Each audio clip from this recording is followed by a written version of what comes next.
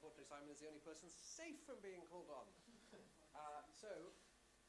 Welcome. Thank you ever so much for coming to possibly the nerdiest event hosted by Kings today, which, as a university, is obviously a mark of some pride.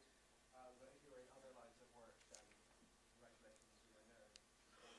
If you're learning this now, George wants to use a microphone? Yeah, you're allowed to use that. All right. People on the internet. Yeah. Can I borrow Eleven's microphone? Yeah, you can do that. It's actually going to come off. Is it going to come off? We'll find out. Okay. I've got a microphone. It feels materially different having a microphone. But anyway, so welcome. So this is an event hosted by the School for Government and the Policy Institute at King's, where we are launching our new book, which is not got a colour associated with it because we've changed the name. But it's still very exciting and it is still very orange. So very happy to have you all here. So we're here to launch this new book, which is Designing and Delivering Randomised Trials for Social Policy. It has a huge host of authors and an enormous host of people who have contributed to it one way or another over the years. And we'll be hearing from excellent people after you finished listening to me drone on for a bit. But you know, I'll drone on for as little time as possible, and I will make as many what I consider to be popular culture references as I can. There'll certainly be culture. The popularity is much more up for grabs. But we'll see. You can vote at the end how up to date you reckon my culture references are. Last week I managed to successfully make an Olivia Rodrigo reference I'm hip, cool, and down with the kids. Unfortunately, it was almost immediately followed by a Blake 7 reference, and the overlap in people who know those two things is empty. It's basically just me, and that's it. So what I want to talk about before I hand over to other excellent people, or to mean other people who are excellent, I myself am not, I'm going to talk about how we got here. So in the beginning, there are people who think that the first randomized controlled trial happens in the Bible, and that the evidence base for the kosher diet emerges in the Bible because some people are given it and some people aren't given it, and the people who don't get it do badly, and the people who do get it do well. I obviously am not in a position to criticize the Almighty for his trial design, but the sample size is quite small. And I question the allocation mechanism because the people who got the intervention also were God's chosen people. And I feel like there might be some putting fingers on the scales there by God. And as far as I can ascertain, there was no pre-registration of the trial protocol. But if you do use, I think it's 12-person trial, and if you run a Mann-Whitney U test, it does come out as statistically significant, the impact, which is a good reason why you should not use a Mann-Whitney U test. So that's the very beginning. Zooming forward, depending on your perspective on how long human history has been, somewhere between 5,000 years and several million years, James Lind did his treatise on scurvy, in which he used evidence, randomizing, again, quite small numbers of people to receive a variety of different things, one of which was citrus fruit. And so that determined that we could end scurvy if we gave people fresh fruit, and as everyone knows, a mere 50 years later we got around to actually doing that, so that was great. If anyone's ever feeling, disheartened by these slow pace of evidence adoption, 50 years, that's the yardstick. If you're still alive when your evidence gets put into practice, you're winning over James Lind. And that's the metric everyone's questioning, right? Am I beating James Lind or not? So if you're still alive, we should get one of those websites. They used to have one for like Nate Silver. It's like, is Nate Silver a witch? And it was just yes. It's like, am I beating James Lind? It's like, if you've loaded this website, you're alive, so yes. If we move forward in history, again, we come to the Second World War, where Archie Cochrane is in a prisoner of war camp and people are not very well, and he wants to stop them from being not very well, and so he gives them different things that he has on hand. Not a lot of stuff available in a prisoner of war camp, but obviously it's a British prisoner of war camp, by which I mean it's a German prisoner of war camp with British people in it, and so there is, of course, Marmite. So he gives people Marmite and they get better, because it turns out the thing they didn't have was vitamin K. And so Archie Cochrane comes out of the war, is that we need better evidence about what works in medicine. And this is important for a couple of reasons. The first of which, this is 80 years ago. So medicine, which we now consider to be this bastion of evidence-based profession, was completely not that 80 years ago. Right? When Well, when some of your grandparents were born, some of your parents, I don't think anybody here was alive then. I'm not going to look at anybody specific in case they take offense. Medicine was an eminence-based profession, right? We were like, oh, you seem like an old white guy in a white coat. You must be right about stuff, which is barely a step above leeches, really.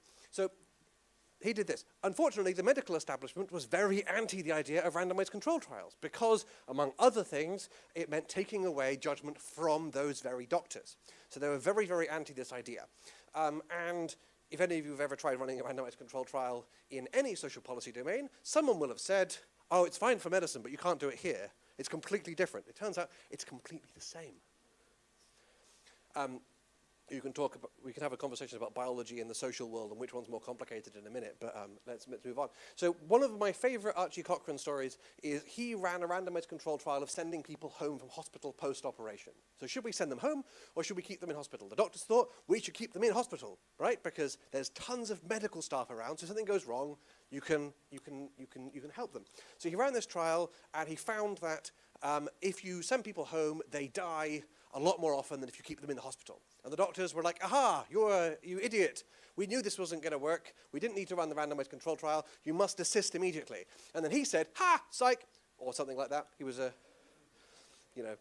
quite an elderly doctor in the 1970s, so he might not have said psych, but that's the vibe he gave.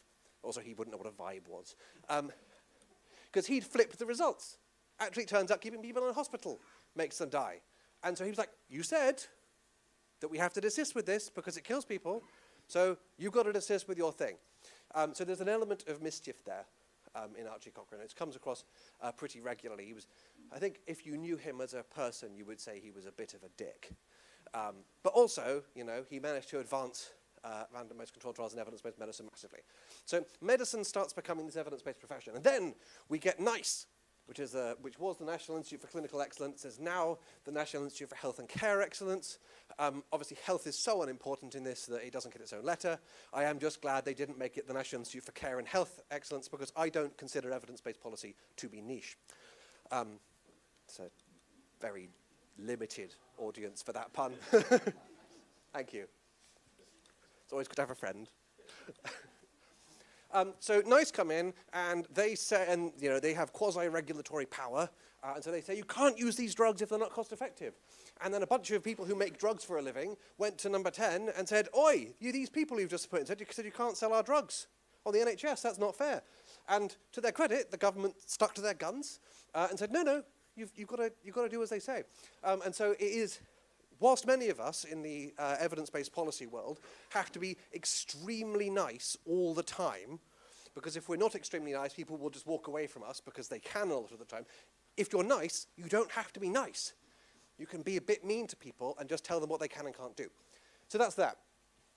We then start seeing towards the back end of, in the beginning of the 2010s, we start seeing many more randomized control trials in social policy. Obviously, the Education Endowment Foundation gets lots of points for doing this in a major way in education. I'm going to award the Behavioral Insights team some points because I worked there. And also, they did, I think, the most in terms of industrializing the production of randomized control trials. So now well north of 1,000 trials there. You will note that I use Behavioral Insights team's old logo because I think the new one looks hideous. But, I'm not in charge of branding anything, much less a place I used to work. So around this time, we in the Behavioral Insights team, when we were in the Cabinet Office, we published this guide to running trials called Test, Learn, Adapt. And in 2012, when this is published, it is the most downloaded document from the Cabinet Office website. Not a lot else going on in government that year. Obviously, the Civil Service Reform Plan was also published in that year, which only affected the lives of 400,000 people and the way the public service is run. But we got more downloads, because it's important to be cool. And for this very narrow window in history, I was next to some people who were cool. I'm obviously going to sit down next to some cool people in a minute, but it was limited era for me. Anyway, so we were, and this is basically the Penguin Guide to running randomized control trials in public policy, right? It's, if you want to be excited about it, if you want to get the gist, it's really useful. If you want to actually do it, it's not very useful, because what will happen pretty soon after you are in your third meeting about running a trial is you'll slam into something that you don't know. And then whoever you're in a meeting with who is a trial skeptic will say, oh, well, in that case, we can't run a trial. And then you'll go home feeling dejected. So this was a very powerful document of making the case for trials, but not very good for actually helping people to do it. Over the course of the intervening 10-ish, 13-ish years, a long time. Time keeps passing. I keep getting older. I didn't sign up for this, but I don't seem to be able to stop it. We've created all of these lovely new What Works centers, one of which has sadly died, but it was a glorious death. They went out fighting. Anyway, so we have created all of these wonderful institutions that have allowed us to run randomized controlled trials and other forms of impact evidence across a wide variety of different policy domains. This is amazing, right? This is something that we should be very, very proud of as a community of people who care about evidence-based policy. The problem is that we were all deceived into thinking that randomized controlled trials were going to be easy. And in particular, what happened was we imported a bunch of statisticians and trialists from medicine who were used to working with small samples, people who are very well behaved, because you just injected them with something and they really want to come back to find out if it's helping or not, because it's quite scary, whereas I taught you in a slightly different way yesterday doesn't bring that same kind of urgency to data collection. And they were also used to dealing with pretty big effects, right? I don't know if any of you, like me, read the Oxford AstraZeneca vaccine trial.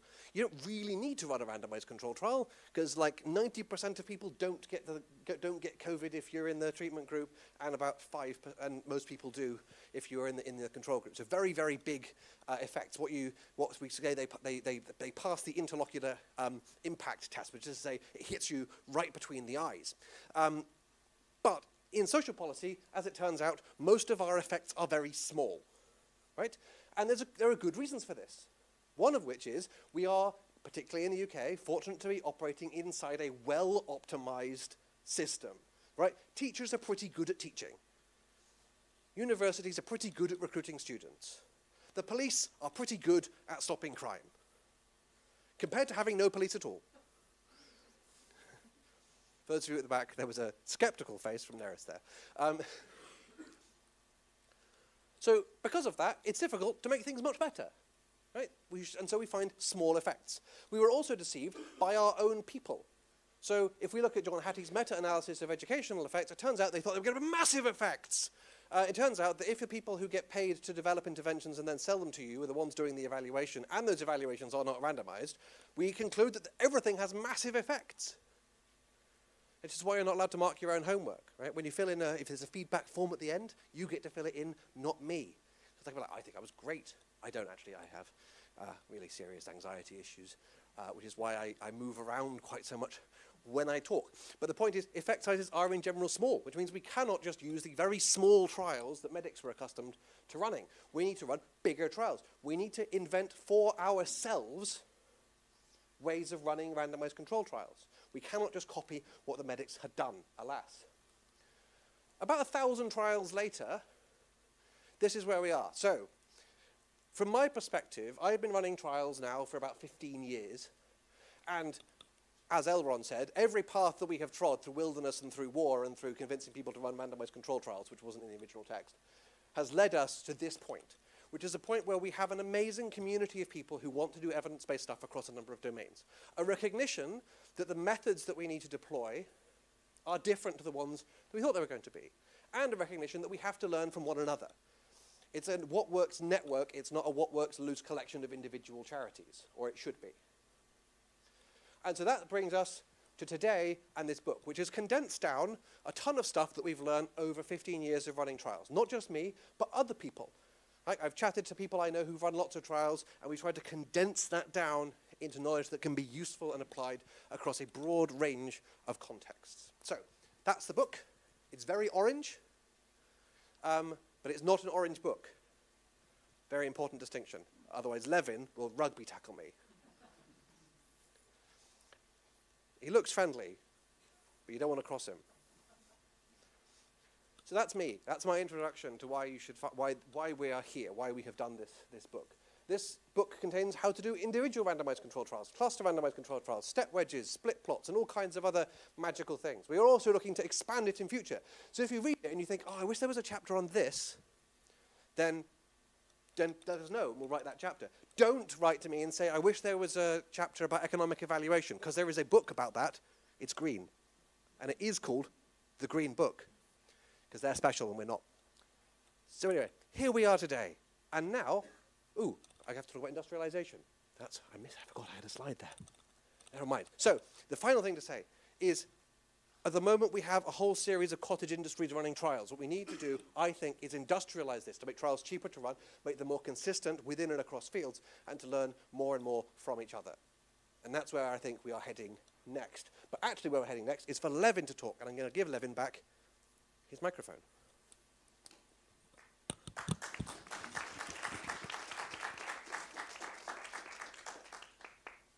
So it's great when you follow someone who's very energetic as a speaker, who can talk about Lord of the Rings and lots of exciting things and threaten rugby tackles, and then you come out with your sort of pitch for how evaluation works in government. So I won't be quite as exciting, but hopefully I will be similarly informative. And what I want to talk to you about is where I work, the Evaluation Task Force, which is a joint Treasury and Cabinet Office team. And I'll talk you through some of what we do and why what we do is quite important with the current administration. So if we jump on. Oh, I've got a thing. Sorry. There I we can go. do it for you if you want. Probably Chris Whitty. No, I'm going to stand up so I can see what I'm talking about. The gauntlet's been thrown, Michael. I'm going to stand up and have a go at saying some stuff. So really pleased to be here. And yeah, I want to talk about why evaluation matters for what we have now, which is mission-driven government. So this is a slide that I never saw like this one because it's policing. But it's a slide that we talked to our minister about, one of the ministers we worked to when we first got in, and talked to them after the last election. And the whole point we were trying to get across is, why does evaluation matter for mission-driven government?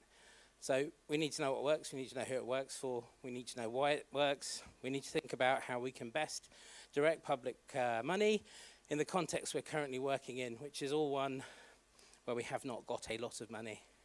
So we need to think carefully about how we spend it and how we optimize the services that we deliver. So the kind of question I've got on the slide there, Neris knows the answers, is what's the most effective way to use the 13,000 police officers that the government wants to recruit? Is it random or targeted patrol? It's targeted. Is it enforcement or is it problem solving? It's problem solving. And how long should you have them doing problem solving in specific areas? It should be 15 minutes.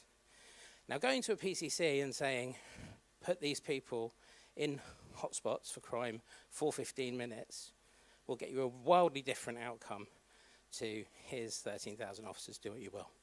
So this is why evaluation is really important, because if you want to deliver the outcomes that the government's trying to, you need to use evidence and you need to target your money in an effective way. But we have a problem. Good evaluation, and this isn't just trials, this is good evaluation, doesn't happen enough. So you can see there the National Audit Office says that evaluation is variable and inconsistent. Government cannot be confident the money it spends makes a difference, which is quite damning.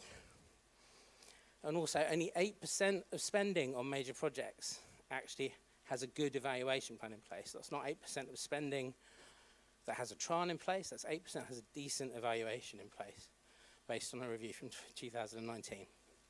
So that's why someone like me is now in the Evaluation Task Force. And we were set up to try to encourage better evaluation, more evaluation, and more robust methods being used across all departments in government. And we've been there since 2021, and sort of just about to start our second round of spending reviews, where we'll be trying to provide advice to teams, and I'll talk about that in a moment. So what does the ETF do to try and improve evaluation? Our mission is all about trying to get good evidence, good evaluation at the heart of spending decisions. To have a seat at the table when Treasury are deciding how to spend those marginal pounds and try to influence them to put that money and that investment into things that we know are effective. And obviously the best way of knowing if something is effective is to have done some good trials on it. But we've been going for just over 3 years now. We've been involved in looking at coming up to 400 programme evaluations on government spend worth over £200 billion. So that can be varying types of engagement with lots of different people, but we've been involved in an awful lot of the spending that happens and talking about how that could be evaluated better. We've also had £50 million to spend through the Evaluation Accelerator Fund, which is how Michael got his money for this and some other of his exciting bits of work, and a labour markets evaluation and pilots fund, where we have done a lot of work to look at existing data that's out there, and ONS have been really good at working with us on that and publishing some really good experimental work to understand lots of things to do with the labour market as well. And finally, we've done something really exciting with evaluators across government. So a lot of people who work in social research professions in government may not have done as much evaluation as they might have want to. What we did is we started up an evaluation academy that had a train the trainer model. We talked to 116 people who came to us for sort of 4 or 5 days, had a real good course on evaluation from us, and now they've gone on to train over 1,000 other civil servants in the sort of key principles of good evaluation. And that's a model we're looking to roll out even further. So that's some of what we try to do, building that capacity, investing in things that will actually deliver good evaluation, and talking directly to policy teams about their work that they're doing. What we're doing right now, spending review is pretty much everything in government at the moment.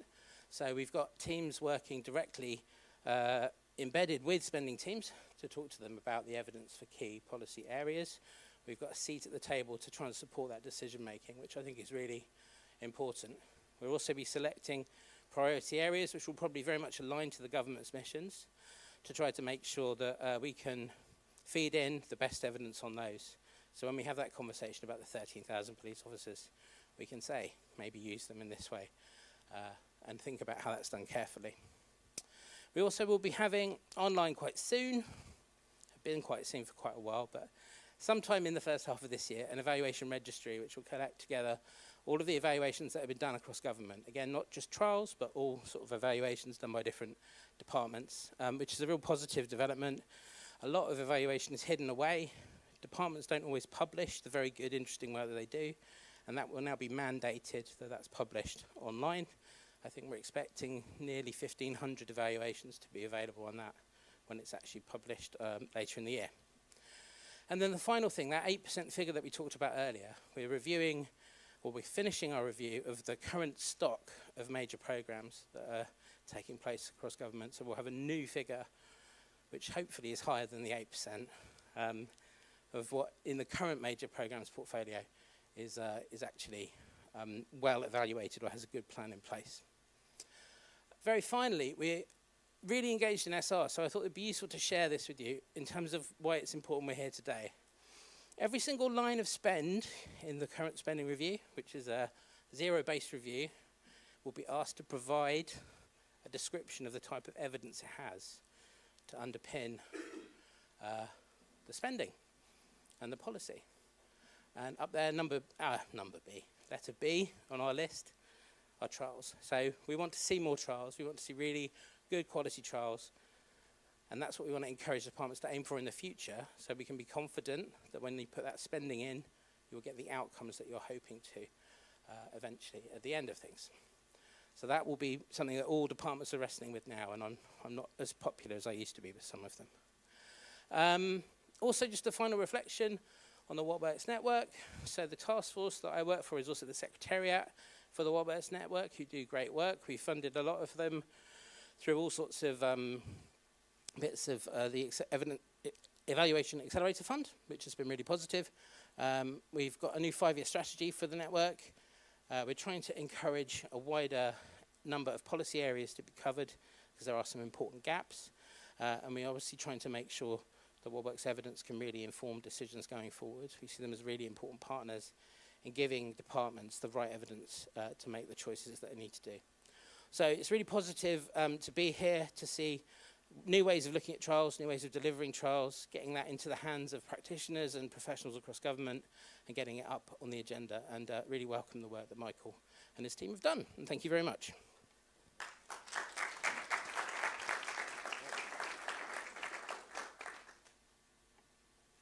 And now it's Neris. Thank you very much. Stay sitting down if that's all right with everyone, just because I've got my notes. I don't think I can handle a microphone and notes at the same time. But I'm Neris Thomas. I'm interim director for What Works at the College of Policing, and the College of Policing is a What Works centre as well, or What Works centre for crime reduction.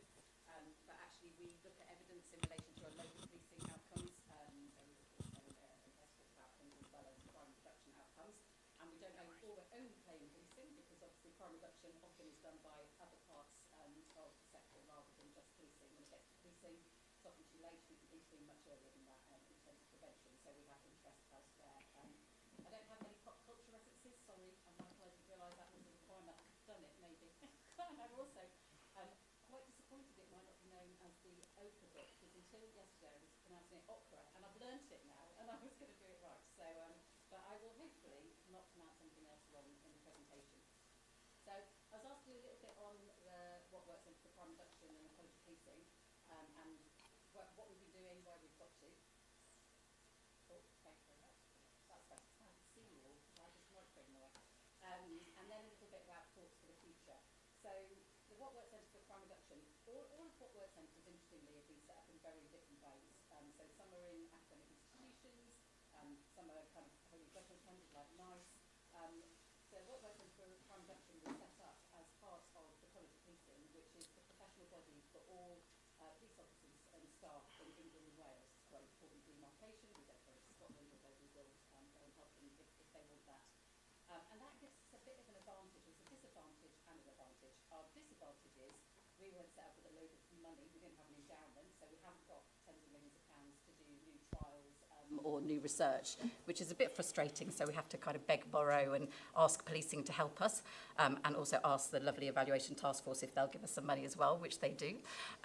But the benefits are that as a professional body, we own a lot of the levers that can influence what policing does. So we have the standards that policing have to operate by, both professional standards and practice standards. And we also own the curriculum for policing, so what they are taught when they come in as a police officer and what they are taught and how they're developed as they go through the ranks and become leaders in policing. And we are also responsible for, as the What Works Centre, looking at the evidence base and getting that shared. And those two things together means that we can put the evidence directly into some of the levers that we have to get policing to behave in a particular way or take particular actions. We can't quite go as far as mandating, which is an interesting point around the kind of NICE and health, and it's maybe a question for social policy areas, where might we want to start to mandate in other areas, but we can't quite get that far. But there is often a duty for chief constables to pay due regard to our guidance, so they kind of have to explain if they're not following it. So it's a bit of an opportunity being in the professional body, and so we have quite a lot of levers that we've been trying to exploit. So as well as trying to pull together the evidence base, share it through our crime reduction toolkit, start to build evidence in areas where we haven't got it, we've been spending quite a lot of the last 10 years or so trying to embed evidence and awareness of evidence and knowledge of research into the policing professional career. So we've basically built it into the initial learning that all police officers do. They will all now do a module on evidence-based policing and learn about different research methods and learn about the kind of value of different research methods. And we also have it in the senior leadership programme and the development programme that all chief officers have to do. So before you can become an assistant chief officer, you have to go through a learning development programme that the college runs. And in there, we've got modules on evidence and how you should use evidence as a leader and how they can support policing to generate evidence and use evidence more effectively. So we've spent quite a lot of time on actually trying to embed evidence into the profession, as well as trying to prompt and nudge and cajole people to do new trials in areas where we've got a bit of a limit in our knowledge. But we do try and do trials as well, and we've drawn on Michael's support in some of the trials that we've done, and I thought I would probably do just a little bit of an example of how the college works in terms of the levers we've got and the evidence we have to try and get knowledge into practice and actually having an impact. And it's quite important to take a systems approach, so it's trying to work out who all the people are that you need to nudge. So we use the inspectorate quite a lot, so we influence their criteria that they look for in police forces so that we're trying to get evidence through there. So it's worth thinking about who you're trying to influence and all the different levers you can pull and all the different bodies you can nudge. But as a practical example of translating evidence into impact, and Michael knows this one well, I thought I'd talk about our public and personal safety training programme. So we are responsible for that curriculum. We, quite a few years ago now, worked with the National Police Chiefs Council, so that's all of the chief constables in England and Wales, to do an officer and staff safety survey. We knew there was quite a lot of police officer injury and assaults against officers, and there was also public injury after contact. And that was identified as an issue through the survey. And so we thought, well, actually, we probably need to look at the evidence base on how to manage better conflict, because the injuries tend to come when policing had to go hands-on, which means they have to use some of their enforcement tactics. So how can we get to the point where policing might have to use those things a bit less than they do now? So we decided to do an evidence-based guideline. We stole that approach from NICE, but we do it quite a lot quicker because policing doesn't wait. So we did an evidence-based guideline on conflict management. So did a rapid evidence assessment of the evidence about how you can do better conflict management.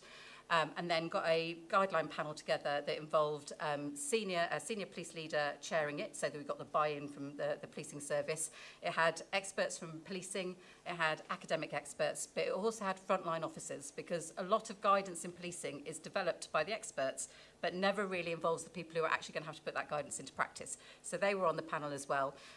We did the REA, we presented that evidence to them and had a number of guideline sessions where they scrutinised the evidence. We talked to them about the strength of the evidence, and from there they developed recommendations that they thought we should put into policing to help to improve how police officers deal with conflict management. And we tried to make those recommendations very specific to individuals who were within policing. So they didn't just sit here as a set of recommendations, it was very specifically targeted at the people that we needed to take the action to improve.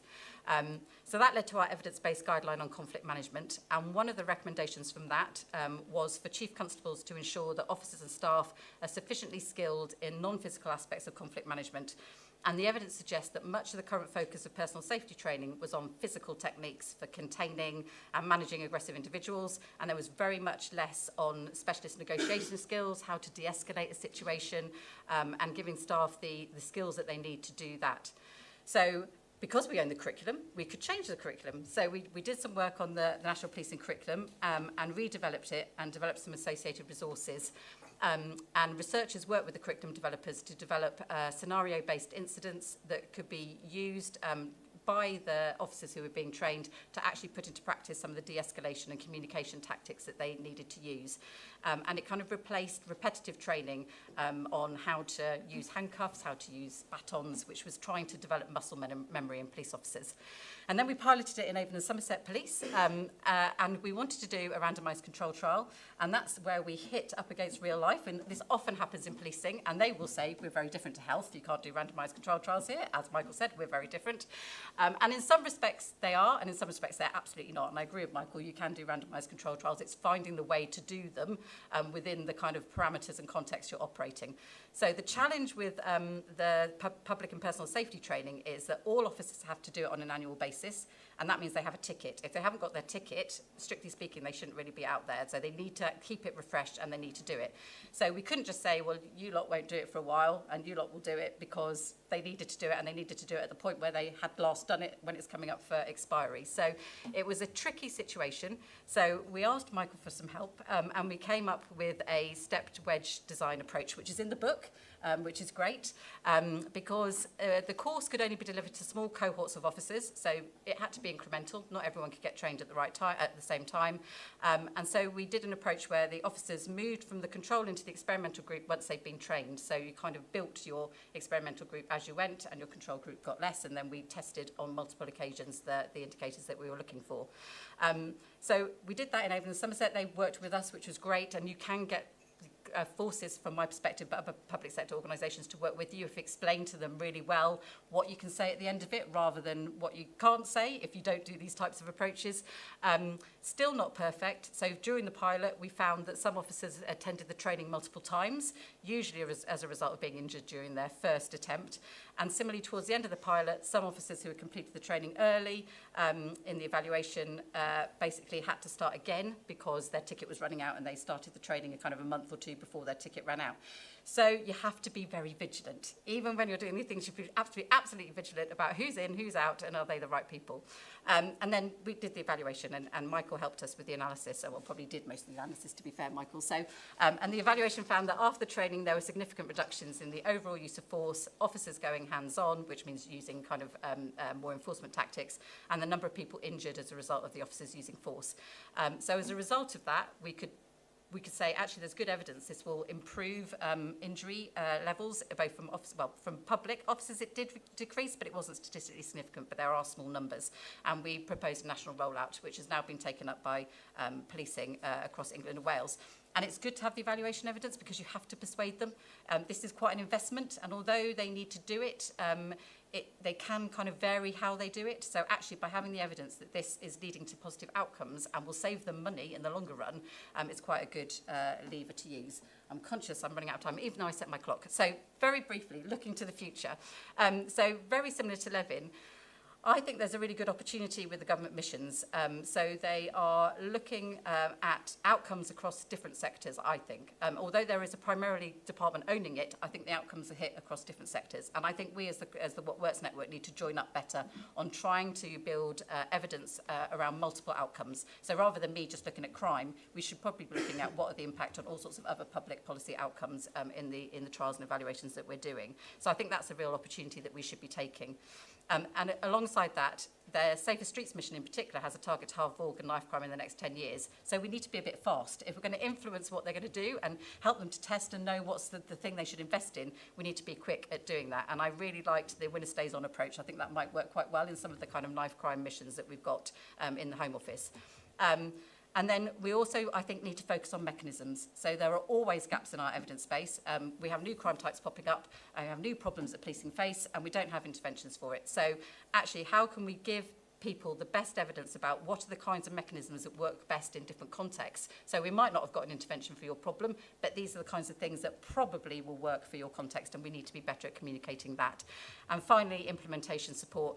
We have a load of evidence. Levin mentioned hotspots. I was going to say it took ages to get into practice, but it was only 20 years, so it is in my lifetime. But hotspots policing evidence has been around for ages, and it's only just being really picked up.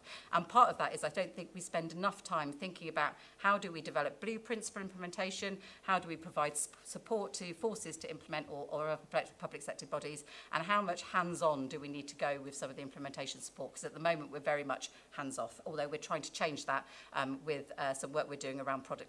And I won't talk about it, but you can ask me after. Thank you very much.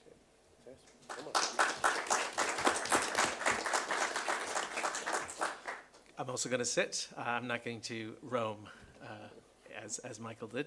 My name is Omar Khan. I'm the Chief Executive of TASO, the Center for Transforming Access and Student Outcomes in Higher Education. Long title, short title, What Works Center in Higher Education. And I'm going to talk about all three bits of that title, designing, delivering, and policy. But I did want to first speak somewhat about what I think of as preconditions for there being a What Works Center, or at least a What Works approach in a particular policy or practice area. And I think one is that there's social agreement that the thing we're trying to address is something we ought to address. Because if people don't think, for example, that inequality in higher education is a problem, is something that we should try to tackle, well, then nobody cares what would work to address it. It sort of follows, obviously. And I think it also follows from that one of the reasons we don't have What Works centers or a What Works approach in some areas of policy is there isn't social agreement that the objective in question is something that we should seek to achieve, or there's contention about what the relevant way of framing that policy issue is, or the outcomes that we're seeking to achieve in that policy issue. So I think we need relatively broad-based, and by that I mean, generally speaking, also cross-party. We need agreement, and the EF, I think, is instructive here. I think it was relevant that it came about during the coalition, where you already had a little bit of cross-party thinking. And this also leads to my second point. I think you need a policy lever. It can't just be sort of general sort of feeling that there's consensus that this objective is worthwhile. In that case, obviously, it was the pupil premium that was the lever that helped to drive, and you were speaking about NICE. And some levers are a bit sharper or have more bite than others. And, you know, it's a problem, as you said, Neris, when the lever is a little flimsy and when it doesn't actually have any bite on decision makers. But I think it's not enough merely to have that social consensus or political consensus. There needs to be a mechanism through which the sort of findings of a What Work approach could be implemented in practice. And I think in the case of higher education, for us, there is a reason why we came about 5-6 years ago, which is when the tuition fees were increased to that 9,000 figure, the legislation made it a precondition of the increase that universities should show what they're doing in access and participation. There was a concern that the increase in fees would simply be a way for universities to increase income and put extra bums on seats, and not only do nothing to address inequality, but actually would amplify inequality. So we have this lever, which many of you in the room, or some of you in the room may be aware of, which is the access and participation plans. So all universities are required, as a condition of their registration with the Office for Students, which is the higher education regulator, to show what they're doing, right? So this is the lever that we have. We have consensus that in higher education, inequality isn't great. We don't have enough kids from disadvantaged backgrounds going to university. Most people agree with that. I wouldn't say it's uniform. We have a lever, this access and participation plans. We have a regulator who's asking universities what they're doing about it. And I think one other precondition is something that came out in all the previous speakers is I do think you need a wider professional group. And I think it's a really good time to be coming together here and asking, what is the community of practice we have on delivering trials on evidence-based practice across different policy areas, but specifically in higher education. And I do, Michael doesn't want to take too much credit, although everybody else has given you a shout out. I mean, Michael was involved, I think, and it was important that we had people like Michael, like BIT, like EEF, sort of having first established that this was a feasible way to address, to build evidence in education policy, but that there was also buy-in from people who were kind of established as people who had done the work practically. They weren't just sort of intellectually committed to it, they'd actually delivered stuff on the ground. And that includes many of my fellow colleagues, some of whom are here in the audience. So first on design, I think when designing sort of, especially for us, thinking about our first trial, what were we going to tackle? I think it was really important that there was some skepticism, like we've heard in other areas. Could a randomized control trial be done in higher education? So I think it was really important to pick a feasible topic, as well as a topic that had relevance. And so in our case, that was summer schools. And so before actually designing our first trial, we did an evidence synthesis to look at where are the gaps that we've got, and sort of then target a trial on that gap, right? I think as well, you have to have some evidence of it potentially working more than just a mere hunch, whether that's because you've nominated those people as chosen, if you're God, or whether or not there's some otherwise quantitative evidence that there are correlations between. In the case of summer schools, we did have those correlations. We knew that kids who went on summer schools were more likely to attend a summer school. Now, the suspicion was always, of course, that one of the reasons the young people who go on summer schools are more likely to attend higher education is because there's something about those kids in the first place. Who puts their name forward for a summer school? Whose teacher puts them name forward for a summer school, or even whose parent puts them forward for a summer school? So those factors that are hidden in the statistical record, usually, of people's attitudes, behaviors, not always, we do try to capture these in surveys, of course, but we don't know. So the sort of suspicion was the reason why summer schools work is not because there's something distinctive or special about summer schools, but that there's something distinctive or special about the kids who attend summer schools. So we then had to design, how are we going to randomize across summer schools? And I think, that's the final point around, at least for us, and I think that will vary by policy area, not just in terms of the policy, but the kinds of institutions that are working. So in our case, higher education is delivered across hundreds of institutions. So ideally, we wanted an intervention that was multi-site in our terminology, but that just means is delivered in more than one place, both so that we pick up the learning, but then also in terms of, now these come on to delivery questions, we're picking up, are there reasons why we might suspect it to work in one place rather than another? So picking an intervention to evaluate that was multi-site was also really important to us in the first case. Yeah, and I think I wanted to pick up one other thing about delivery issues, which is, you maybe picked up that I said that we were founded in 2020. So I actually said that I would take this job on the 28th of February 2020, sort of 2 weeks before something happened. And then I was charged it's your with... fault, Omar. Yeah, it was my fault, yeah. And then I was charged with establishing this organization.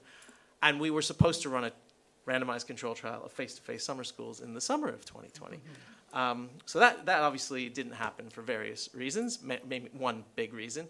It also meant, of course, it was hard to establish a charity and a bank account and all those kinds of fun things. So when I think about design and delivery, I think it also matters what kinds of institutions are you creating. And I think one of the reasons we've landed on what works centers rather than a what works approach is it does institutionalize and create a body of practice a sort of institutional memory, but also it gathers together those people who are expert in the field in one place. I think it's, I think there's pros and cons of what work centers, but one of the features that it has is it has that kind of gathering and function, which otherwise wouldn't happen in the sector, even in something like higher education, where obviously lots of people have advanced degrees, but that kind of leadership that we held.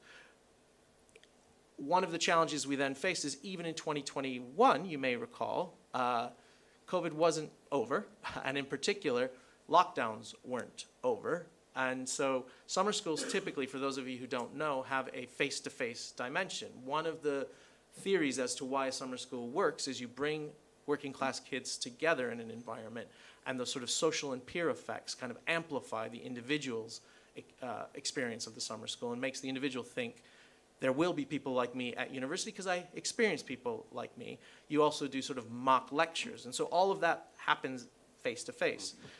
We then had to take a call in 2021 when the summer schools went online only. Was it still worth delivering a trial? What did we need to do to change the trial? So we did choose to go ahead and deliver the trial with online summer schools only in 2021, but we made the further decision so that we had an interesting comparator to deliver the trial again in 2022 for face-to-face summer school. So we have that dimension, and I'm happy to talk about that further. But I think it's really, it does show, I think, the sort of challenge both of design but also of delivery. I did want to speak briefly, just because my colleague has a chapter in this, Eliza Cosman, that looks at complex interventions. And as I've already described, summer schools are a fairly complex intervention. They involve a residential element. They involve going to sort of, as I said, sort of mock lectures. We also know that a lot of widening and participation activity generally is like that. So we have things like mentoring support often extended to the same kids who are going on summer schools. So we've also designed a randomized control trial that Eliza has explained and that is about to report actually, which is called Multi-Intervention Outreach and Mentoring. And so that is a complex intervention that we were able to deliver a trial in, and you can read about it in the book. I think another challenge in our space is the kind of gap sometimes in the sort of in this context we refer to that as sort of long causal chains. Obviously, a lot of the reasons why young people don't attend university happen earlier on, and it's plausible to think that actually you'd be better off, given that the biggest driver statistically of attending higher education is GCSE results, that you might want to intervene earlier. But then you have a lot of causal chains, right, in between the intervention and them attending higher education, and that also creates problems that Eliza has written about. I think the final thing I wanted to ask, and I started with it, is why do we have some what work centers in some areas and not others? And one thing I'm quite struck by, at least in the UK context, is how many of us focus on inequality. And I don't know that that's necessarily a given, but it is striking, at least in the educational what work centers and the ones that work with young people. And I think even to an extent with policing, we care about the particular kinds of outcomes. And I think it's interesting to think that through, but also to think through the challenges that that poses in terms of designing interventions that address inequality when inequality is such a systemic issue. So that will be the kind of thing that I will leave you with. And Michael and I have done some thinking about how we might do that as well. Great. Thank you, everyone. Okay. We're going to clap. Good song. Fantastic. Does anybody have any questions or indeed comments? I will gently remind people that questions typically end in a question mark. Yes. I suspect that somebody with a microphone will come and give you one. Thank you. I know me feel as though I used to be a civil servant for a long time. But you're in recovery now. Sorry? But you're in recovery now. I'm in recovery. I'm now working freelance as an advisor. But I specialise in equality issues. I know Omar quite well, which is why I wanted to pick up on that last remark he made. And I was, coming to this thinking about the Policy Institute report on what works on equality that concluded that a what works approach and not a centre was needed. Neither of those things.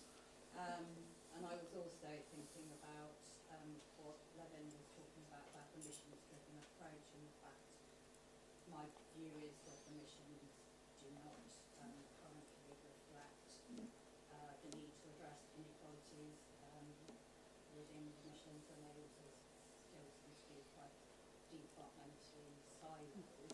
So I guess my question is, how can this community of people get together to make progress on that idea about driving forward a concerted approach?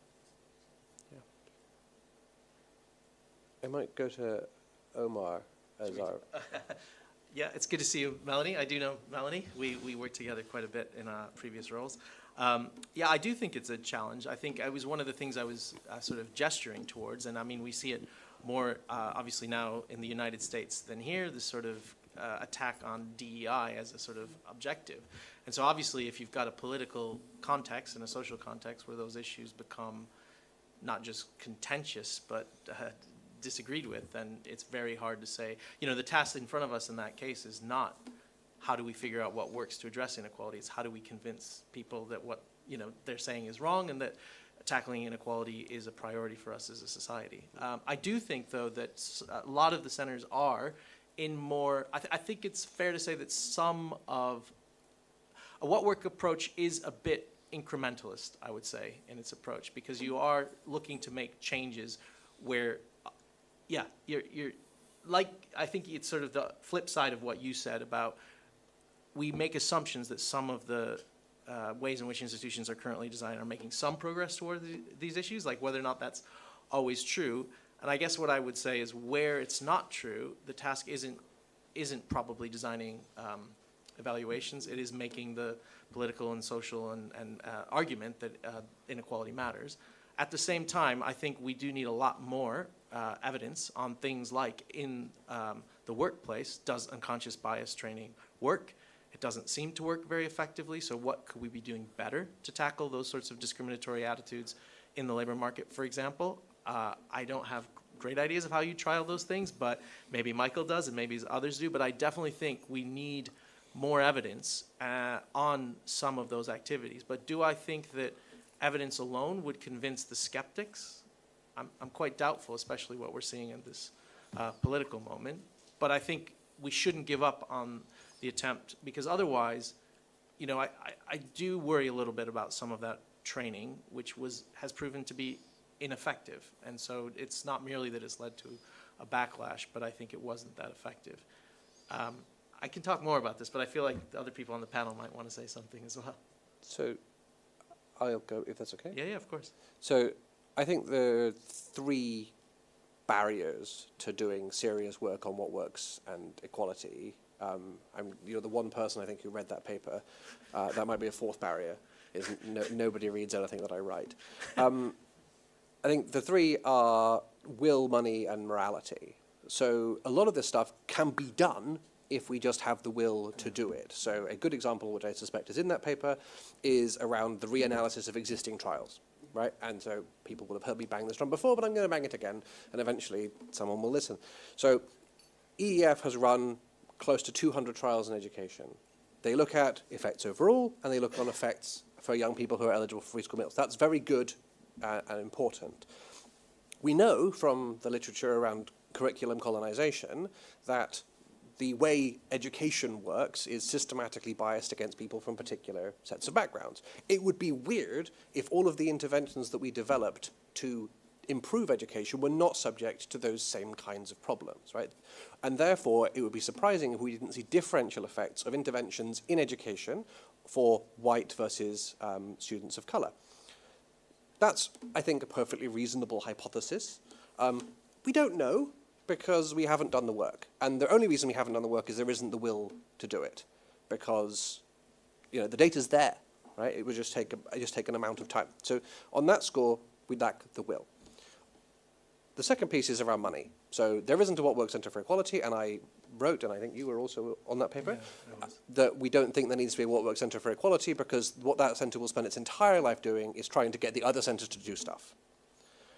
But there isn't anybody whose job it is to be concerned about the equality issues day after day after day, right? So if you work for the EEF, your job is to do education. If you work for TASO, your job is to do higher education. If you work for crime reduction, it's crime. There is nobody whose job it is to say, okay, let's do this across the piece. And maybe the evaluation task force is partially that, but you're also, as you said, incredibly busy doing a ton of other stuff. So there's nobody whose job it is. Money also feeds into my other current hobby horse, which is lots of these inequalities, obviously not exclusively, but they are caused by, they have common causes as well as myriad outcomes. So the biggest one, from my perspective, is probably poverty.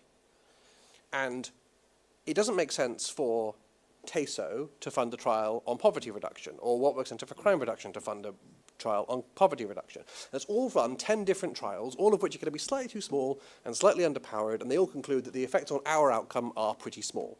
Actually, why don't we run big trials, is what we're trying to do at King's, run big trials which look at outcomes across a wide variety of domains. We've run into statistical parsimony issues, but that's possibly a bit too nerdy, even for this issue. The third part is morality, which I think is an obstacle, is too much morality. Insofar as people who believe things to be true, people who believe that things work, are the biggest obstacle to us finding out whether they do or not. If I believe my thing works, and how dare you challenge me to trial it, and I'm going to reject the results of your trial, we cannot progress. And in areas where you have people who care very, very deeply about things, it is just harder to get trials going. Right? So there is a reason the behavioral insights team, the first trials they did were with HMRC, and they're on tax collection. Because the amount of moralizing that goes on around, are you 28 days late paying your taxes or not, is pretty limited compared to some of the hotter button issues. So there needs to be, we need that combination of will, money, and people recognizing that doubting something works is just as moral as believing that it works, in order for us to make serious, rapid progress. And we don't have that at the moment. Anybody else? I think your answer has probably covered it. Sorry, I don't give short answers. Any other questions? Oh, we've got two people there, so we'll take two questions, and hopefully somebody other than me will be the right person to answer them, because I've spoken too much. Hi, I'm Natalie Gold. I'm head of trials at Varian, and I want to ask a possibly quite provocative question. The short version of my question is, why trials? The longer version is, well, as Levin was saying, there are quite a lot of other different ways of evaluating policies. Trials, I mean, you did talk a little bit about possibilities of rapid trials, but on the whole, trials take quite a long time to set up. With some outcomes, they can take quite a lot of time to give you a result. And then you get this question of how generalizable they are. And then you're trying to do this on a speed of government when they could be out the door in 4 to 5 years. Well, a good trial can take that long to report. So why do trials rather than other forms of evaluation of policy? And or how would you convince a policymaker to do a trial? Or what sort of criteria would you use to say, well, this should be a trial, but that one should be, you should just implement and we should evaluate it post hoc? Okay. We'll go to the person at the end of that row as well for a second question.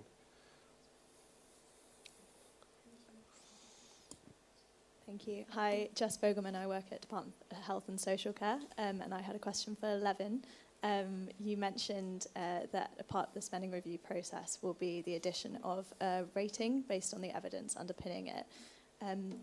My question was, how will this be used? Because I can see the argument for investing in policies that have a really robust evidence base behind it, but also investment in areas which potentially need to develop the evidence base further. Do you want to go first? Sure. I'll take the second sort of part of your question first. So, you know, we do two things at the spending review.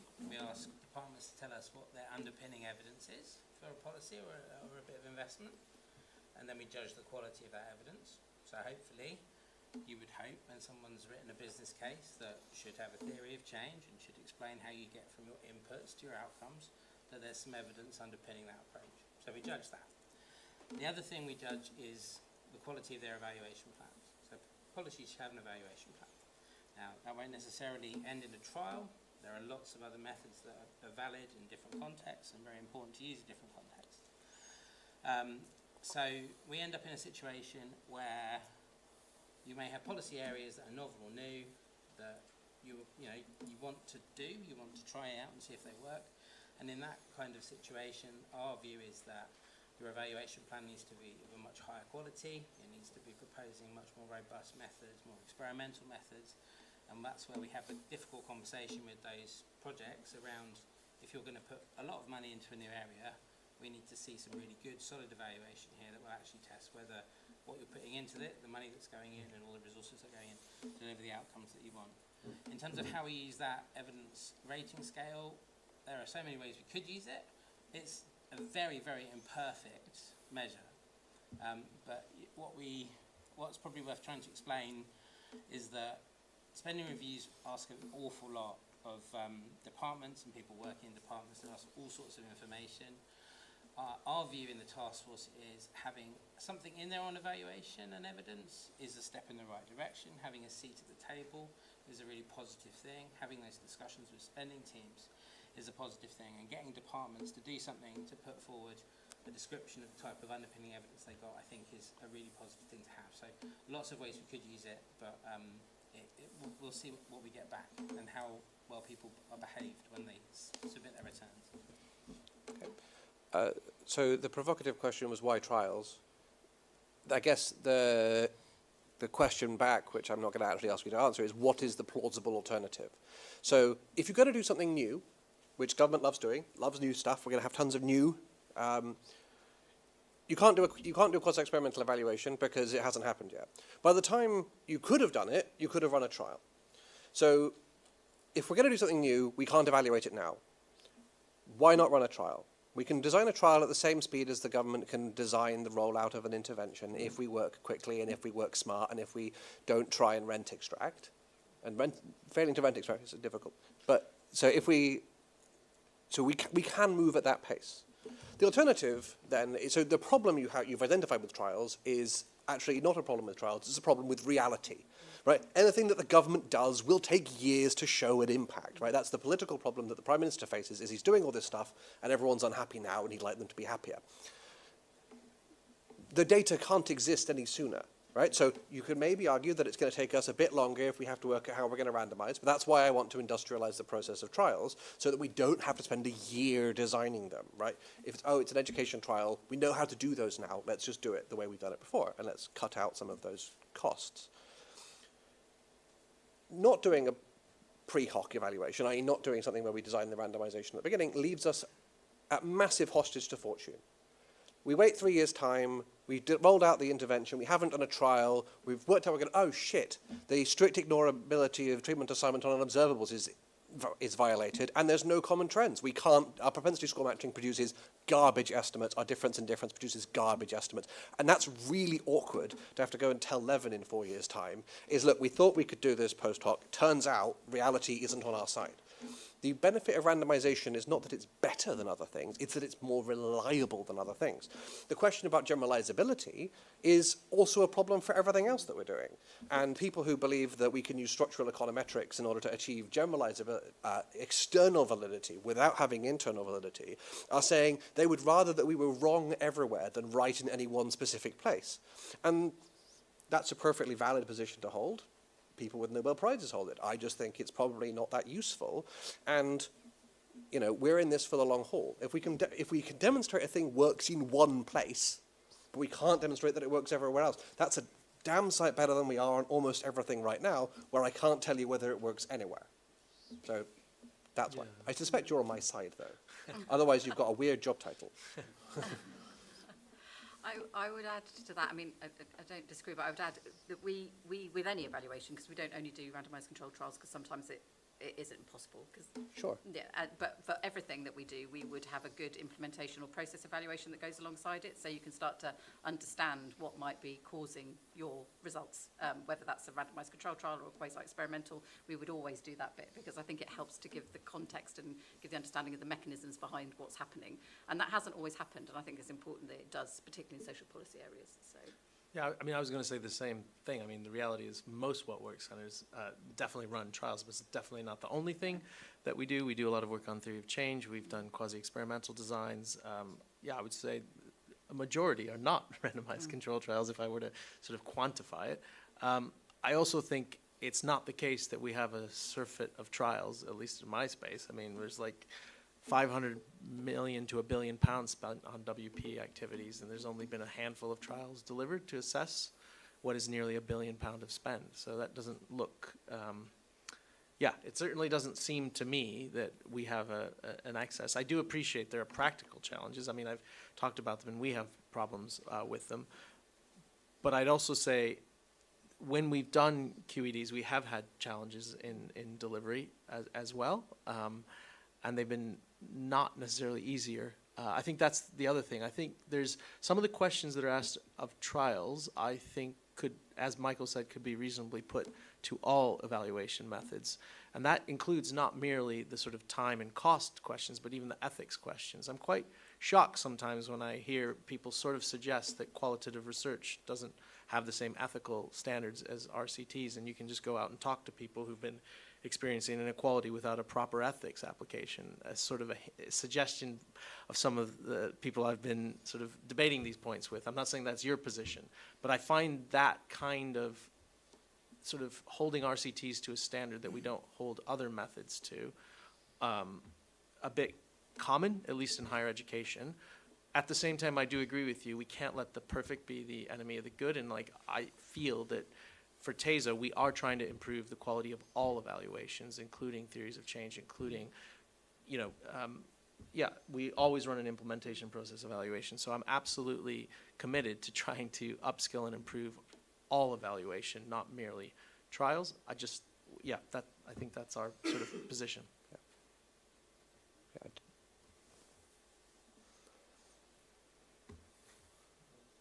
Penrose, recovering government minister and huge fan of randomised trials and the like. I just want to pick up on, I think it was Michael's point about morality. And if I can perhaps flip it on its head and say countering prejudice as much as anything else.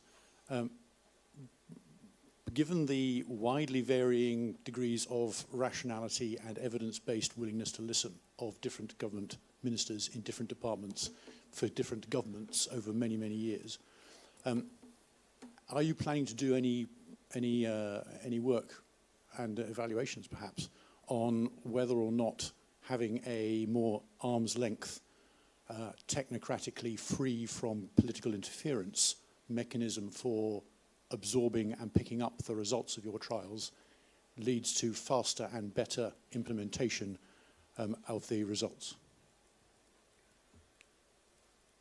That's a complicated question. Sorry. I feel like you may be precluded from answering. I'll think if I can. Okay. Levin's going to quickly consort the version of the civil service code that exists in his brain. So, I mean, I don't think we're there yet. So I've worked with ministers who love evidence and love randomized controlled trials. One of the absolute highlights of my career was when a special advisor came up to me and said, we want to run a randomized controlled trial. I was like, of what? He's like, I don't know. It's like, I've discovered the methodology and I want that more than I want that I'm concerned about a particular policy. And so that was in some ways great, in some ways troubling. We've had, you know, excellent ministers who love evidence and who've really invested in evidence. We've had the other kind of ministers as well. The lesson, I think, of the last however many years is if you wait long enough, another one will be along. So, you know, I'm not a civil servant. Eventually we'll get a new minister for everything because they'll send an unfortunate text or there'll be a government change or something like that. I think we're in a period of relative stability, but the word relative is important in that. I think the role of what work centres, and the reason they're really important institutionally, is that they act as and the evaluation task force in a different way, they act as a kind of external hard drive for government. So that when a minister comes in and says, I'm very interested in X, and you'll get different ministers who are interested in different things, then there is somebody who the officials can say, oh, we have a centre for that, we can go and find out from them. And that helps as a break on the sometimes revolving nature of the civil service where people don't stay in post for very long.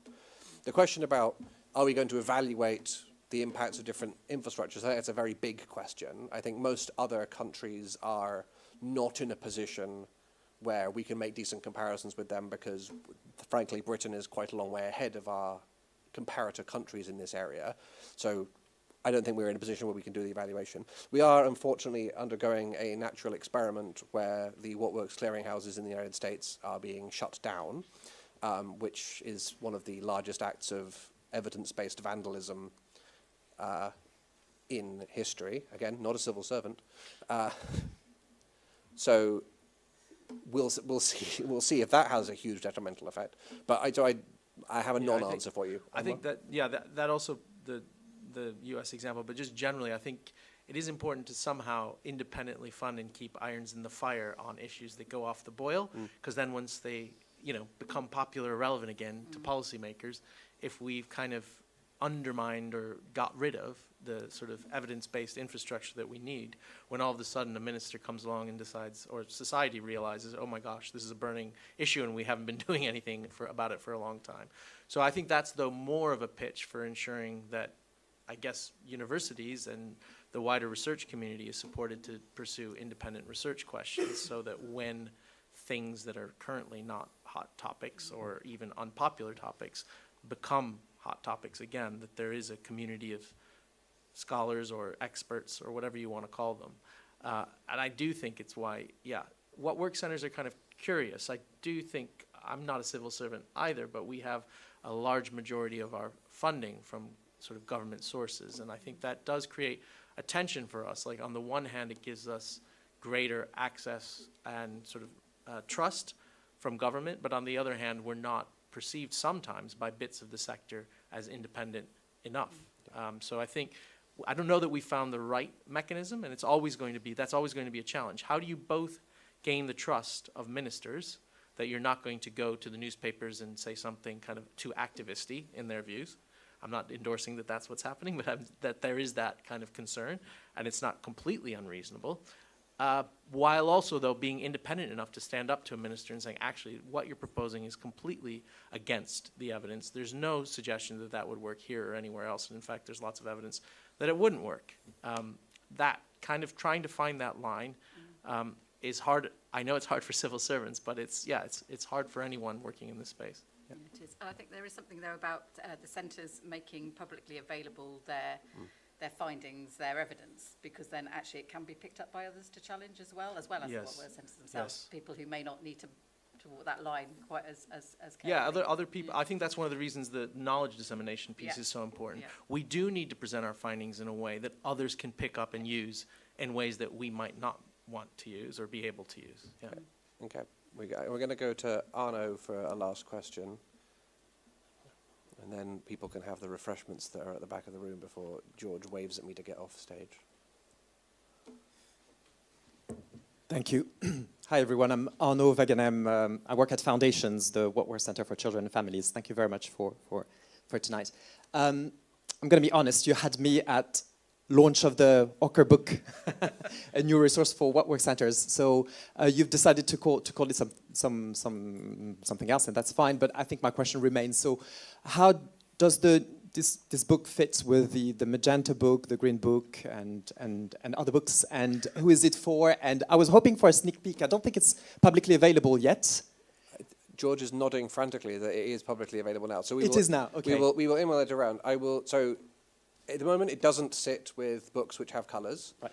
Those are official guidance which have to go through processes. I obviously dream of a day where that might change, but that's where we are at the moment. So at the moment, it is a government-funded thing that we have produced, which is for everybody's benefit. It's a public good, because PDFs are non-excludable and non-diminishable.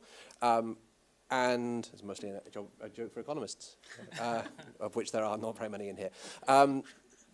But it is also a living document. So if a What Works Centre, an evaluator, somebody says, actually, we're wrestling with this issue, we'd love it if there was a chapter on this type of trial or that type of trial, or this issue, then we will work to produce that and add that to the book as it goes along, which gives us a flexibility that you can't have if you're green or magenta. Colour book, that has many hoops to jump through.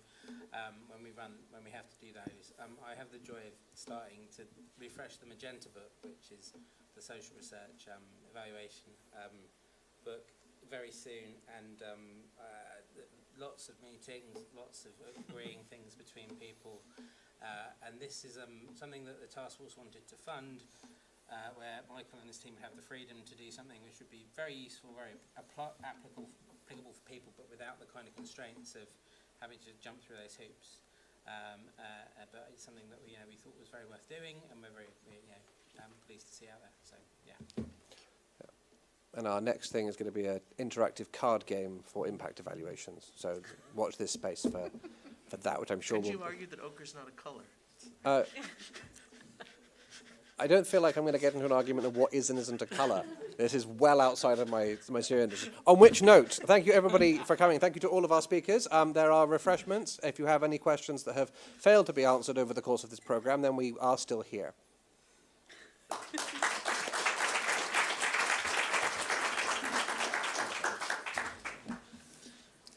It's good to talk.